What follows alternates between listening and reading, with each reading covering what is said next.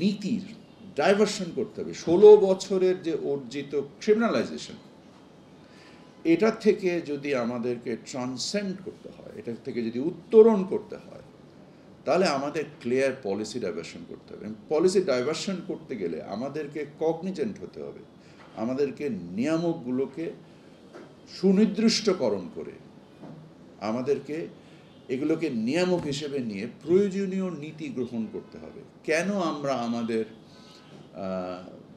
বন্দর, গঞ্জ, নদীকে ব্যবহার করে এই 10 কোটি টনের, কেন এমনকি সবচেয়ে অনেকগুলো লো হ্যাঙ্গিং ফ্রুটস আছে আমাদের দেশের সমুদ্রগামী জাহাজ আছে মাত্র 101টা।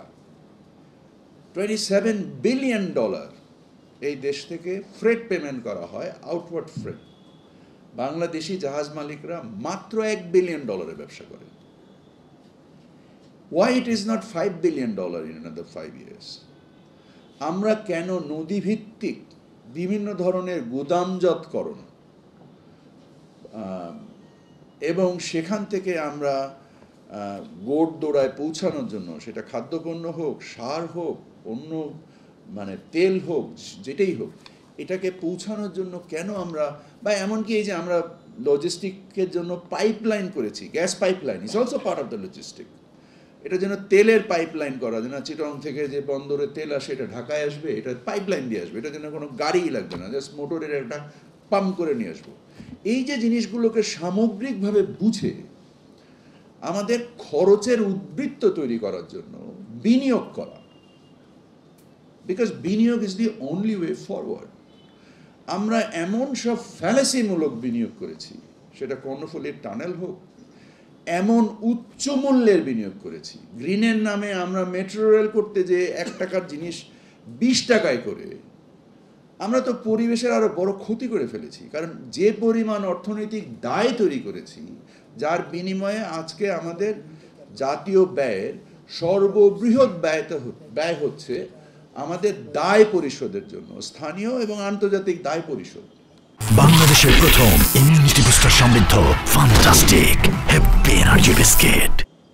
এটা তো সাস্টেইনেবল না, দীর্ঘমেয়াদে তো এটা চলনশীল না। এখান থেকে তো উত্তরণ করতে হবে আমাদেরকে। তার জন্য নিয়ামক কি? আমাদেরকে সমন্বিতভাবে এই যে নীতির যে ডাইভার্সনের কথা আমরা বলছি, যে আমাদেরকে নিয়ামকগুলোকে এবং ব্যয়গুলোকে এমনভাবে করতে হবে।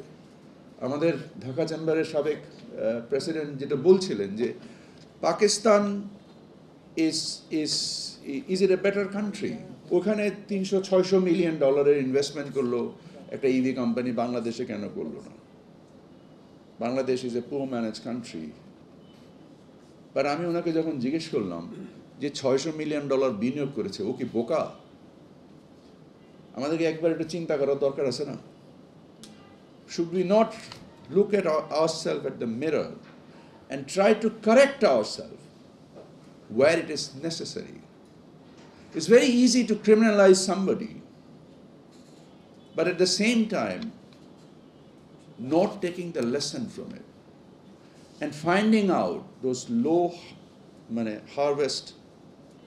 যেটা লো হ্যাঙ্গিং ফ্রুটস, যেটাকে সহজে বলা হয়, যেই ফলটা পাড়তে গেলে গাছে ওঠার দরকার নেই, গাছের মাটির থেকে দাঁড়ায় ফলটা টেনে খেয়ে ফেলানো যায়। আমরা গাড়ির কথা বলছি, অটোমোবাইলের কথা বলছি, নিশ্চিতভাবে দরকার আছে।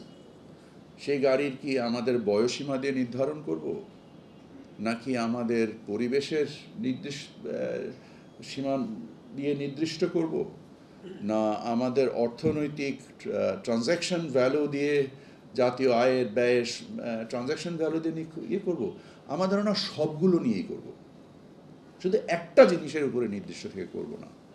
কিন্তু সবগুলোর একটা মৌলিক উদ্দেশ্য থাকতে হবে, যে আমার ব্যয়ের উদ্বৃত্ত থাকতে হবে। আমি যে বিনিয়োগটা করছি, আমরা যখন একটা গাড়ি কিনি, কন্টিনিউয়াসলি একটা জিনিসই জিজ্ঞেস করি যে ভাই লিটারে কয় কিলো যাবে আর রিসেল ভ্যালু আছে কিনা। কারণটা কি? কারণ আপনি যখন ব্যক্তিগতভাবে একটা গাড়ি কিনেন বা মোটরসাইকেল কিনেন, what is the first question comes into your mind, যে লিটারে কয় কিলো যাবে। রাষ্ট্রীয় ব্যবস্থাপনায় আমরা যদি এই প্রশ্নটা না করি নিজেদেরকে, যে যে তেল কিনতেছি এটাতে লিটারে কয় কিলো যাইতে পারবো, নাহলে তো আধা রাস্তায় যে শেষ হয়ে যাব। আমি কর্ণফুলী টানেল বানাবো, আমি পদ্মা ব্রিজ বানাবো, আমি রেল সেতু বানাবো, আমি এমআরটি বানাবো, আমি কাকে দেখানোর জন্য এগুলো বানাবো?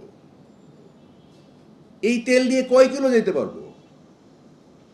এইটা প্রশ্ন না করে আমি এমন একটা গাড়ি কিনে ফেললাম, তারপরে তেল কেনার জন্য ভিক্ষা করে বেড়ালাম রাস্তা রাস্তায়, এবং IMF এর কাছে গেলাম, এর কাছে গেলাম, ওর কাছে গেলাম। What is this?